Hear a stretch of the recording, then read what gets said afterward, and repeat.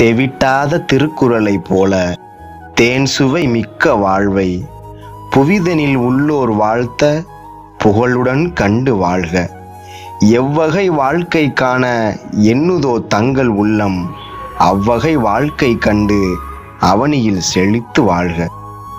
குழலில் ராகம் போல, மலரில் வாசம் போல, தமிழும் சுவையும் போல, கவியும் இசையும் போல வாழ வேண்டும் நீங்கள், வாழ்த்துகின்றோம் நாங்கள்.